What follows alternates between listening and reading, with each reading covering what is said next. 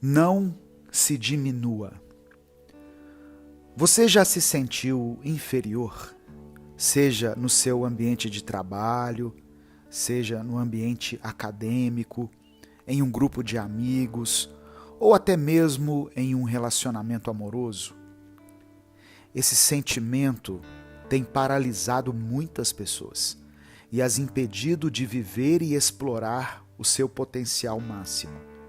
Por isso, hoje eu quero te dar algumas dicas de como você pode superar esse sentimento de inferioridade.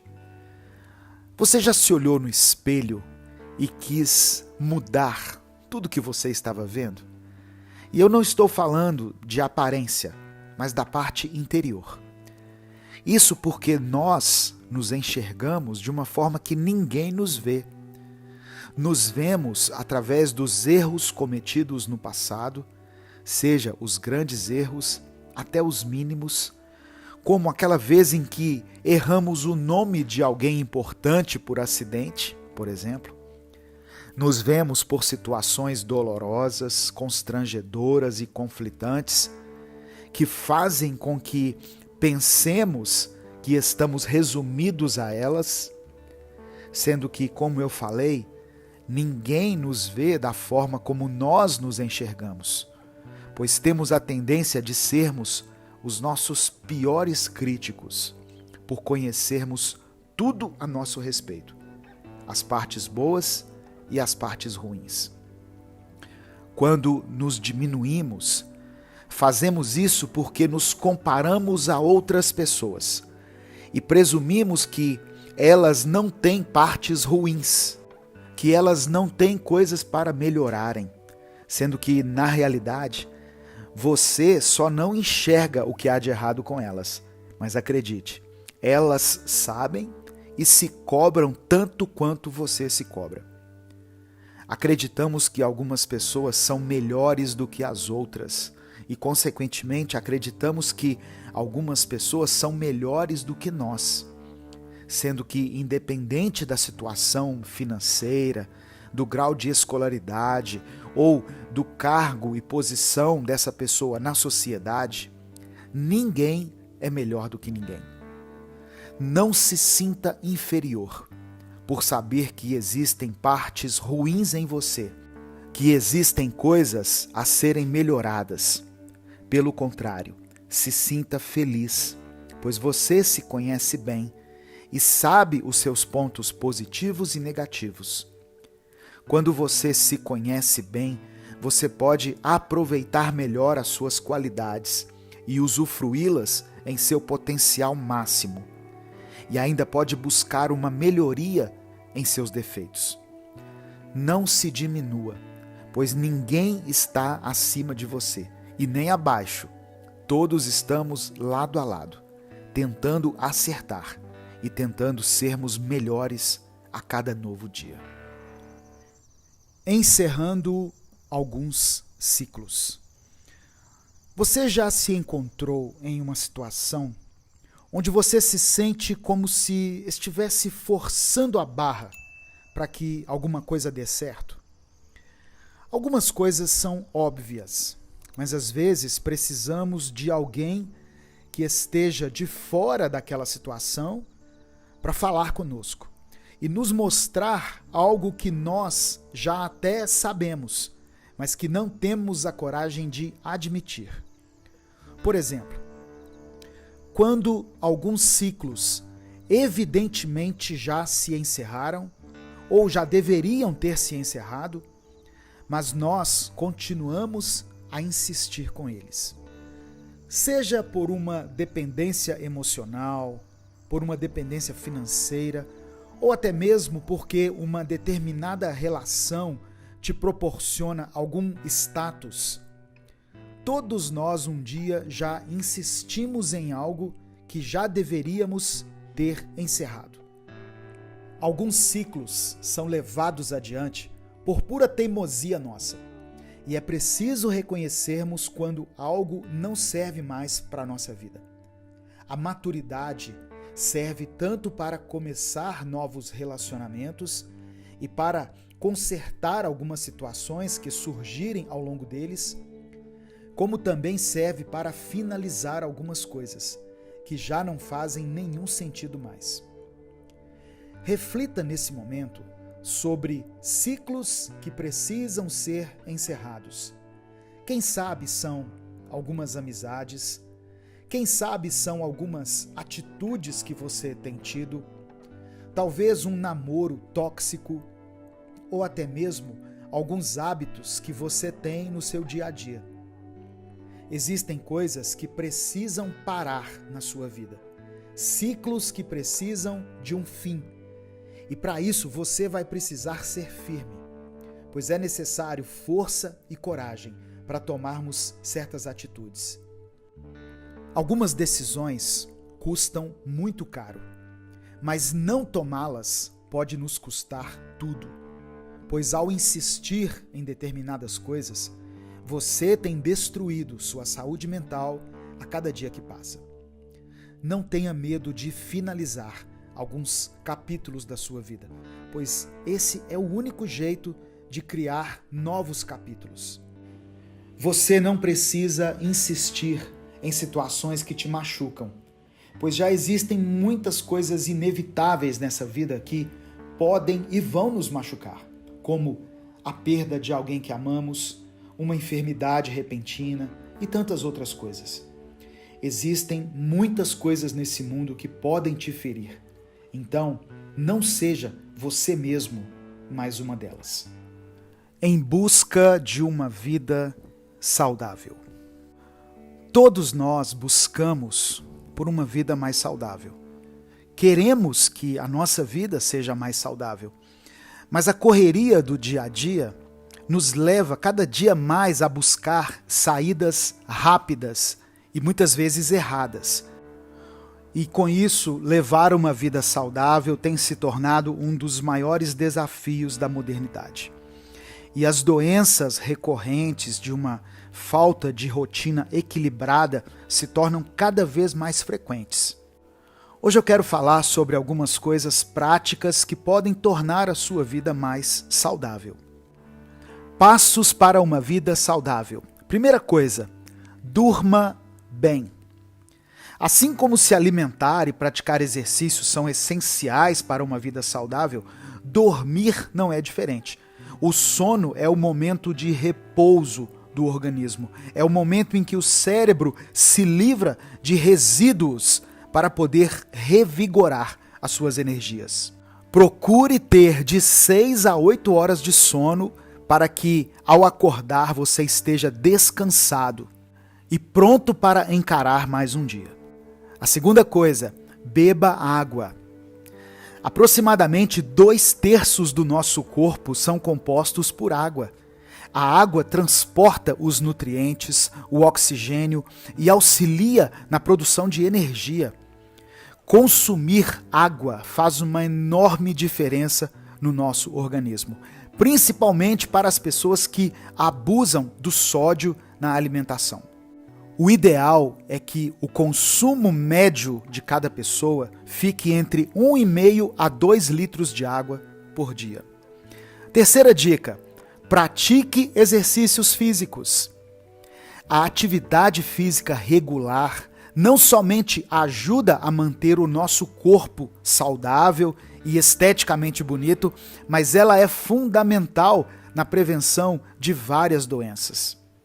Não adianta ter uma alimentação correta se o corpo permanece parado. Existem diversos tipos de exercícios físicos. Tem muitas opções em relação a isso. É só você escolher aquele que mais te agrada.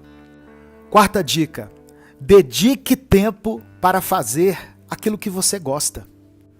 Fazer amigos, sair, rir, praticar um esporte com o qual você se identifica, ir ao cinema, ter uma vida social, tudo isso libera a ocitocina, que é um hormônio que alivia o estresse, que regula o humor, diminui a ansiedade e contribui para uma maior qualidade de vida.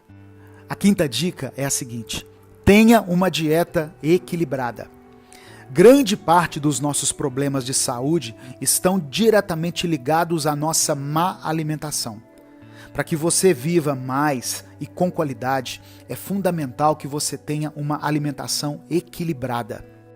E ainda que você não possa, nesse momento, se consultar com uma nutricionista, você pode tomar algumas decisões que já vão fazer toda a diferença. Por exemplo, evite muitos produtos industrializados, frituras, beba bastante líquido, como eu já falei, dê sempre preferência a alimentos frescos, a pratos mais coloridos. Eles são fundamentais para repor as vitaminas que nós perdemos e das quais nós necessitamos. A sexta coisa, faça exames periódicos. A saúde é consequência das nossas escolhas e dos nossos hábitos de vida. Por isso, o acompanhamento preventivo da saúde é a melhor opção para quem busca uma vida de qualidade, para quem quer ter um envelhecimento qualitativo e uma longevidade sadia. A sétima dica é a seguinte: mantenha o peso. Aproximadamente 1/3 da população está acima do peso. Isso faz com que essas pessoas sejam inseridas em um grupo de alto risco. Quando a pessoa está com o peso ideal, isso reduz o risco de problemas sérios de saúde, isso aumenta a sua autoestima e melhora o seu estado emocional. E a oitava dica é a seguinte: na medida do possível, trabalhe com aquilo que você gosta. A possibilidade de unir o prazer de fazer o que gosta ao trabalho diário pode proporcionar muita felicidade e muito dinheiro. O dinheiro será somente uma consequência de um trabalho bem feito. Trabalhar com satisfação nos proporciona alegria, qualidade de vida e longevidade. Essas foram as minhas dicas para um estilo de vida saudável. E você, tem alguma dica? Tem alguma coisa que você passou a fazer, que você percebeu que foi importante para a sua vida? Escreva aqui nos comentários. A pessoa certa não existe. Todos nós queremos encontrar alguém que parece ter nascido para nós. Alguém que parece ter sido criado somente para nos fazer felizes. E fomos ensinados desde muito cedo a buscar por isso. Não é difícil entendermos por que existem tantas pessoas frustradas quando, obviamente, não encontram a sua alma gêmea. Você acredita em alma gêmea? Você acha que existe alguém em algum lugar feito especialmente para você? Pense um pouco sobre isso. Não é algo fantasioso demais? Existem pessoas que afirmam que existe sim alma gêmea. Algumas dessas pessoas dizem acreditar na Bíblia, por exemplo, sendo que na Bíblia não tem nada escrito a respeito disso. Somos ensinados assim e acreditamos nisso de uma forma tão intensa que passamos muito tempo da nossa vida procurando por uma alma gêmea. O que acontece quando você vive procurando por uma princesa de contos de fadas ou por um príncipe encantado é que você pode estar perdendo a oportunidade de conhecer alguém real, alguém interessante e que pode estar muito próximo ou próxima de você. Esperar pela pessoa perfeita para se relacionar é o mesmo que esperar se tornar o melhor cozinheiro do mundo para poder abrir um restaurante, sendo que o processo de abrir um restaurante te ensinaria muito e faria de você um grande cozinheiro. Você pode estar perdendo a oportunidade de ver e participar do processo de crescimento de alguém, por já querer encontrar alguém que esteja 100% pronto, sendo que essa pessoa não existe, pois todos nós estamos em um progresso constante. Querer encontrar alguém perfeito que seja exatamente tudo aquilo que você espera é ilusório, pois as pessoas são diferentes. E é nas diferenças que aprendemos uns com os outros a sermos melhores cada dia mais.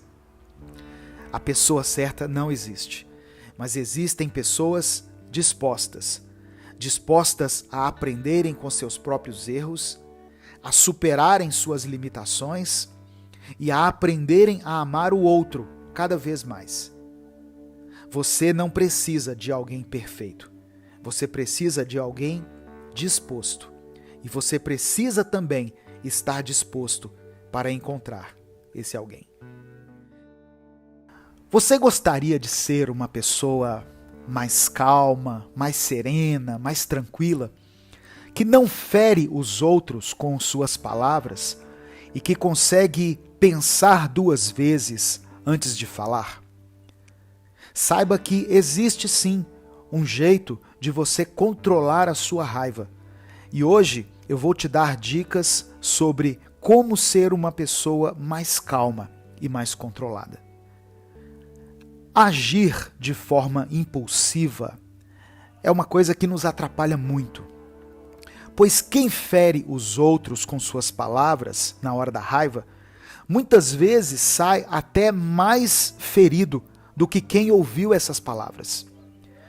Dói demais olhar nos olhos de quem amamos, seja o nosso cônjuge, nossos filhos, algum parente ou amigo, e ver que aquela pessoa foi ferida por algo que nós dissemos na hora da raiva. Ao longo do dia, vamos acumulando uma série de estresses, seja por pequenas coisas que fogem do nosso controle e até mesmo por grandes coisas que tiram a nossa paz. E aí nós vamos juntando essas coisas na nossa mente e quando alguém faz algo, às vezes algo mínimo, que nos desagrada, nós despejamos toda essa bagagem de raiva em cima dela, sendo que aquela pessoa não tem necessariamente a ver com o motivo da nossa raiva. Não existe problema nenhum em agir com raiva de vez em quando, 1, 2, 3 vezes. Enfim, não tem problema se falamos sem pensar de vez em quando, contando que possamos pedir perdão depois para aquela pessoa que foi magoada. Mas existe um grande problema se a raiva se tornar um padrão de comportamento na nossa vida. Ela fazer parte do nosso estilo de vida, pois não podemos agir dessa forma irresponsável, machucando a todos que dizemos amar, por estarmos com estresse acumulado em nossa mente.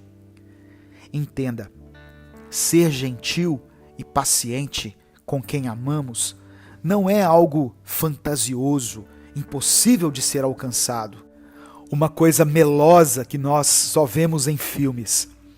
Agir de forma amorosa com as pessoas que estão à nossa volta é nada mais, nada menos do que uma questão de responsabilidade afetiva e emocional.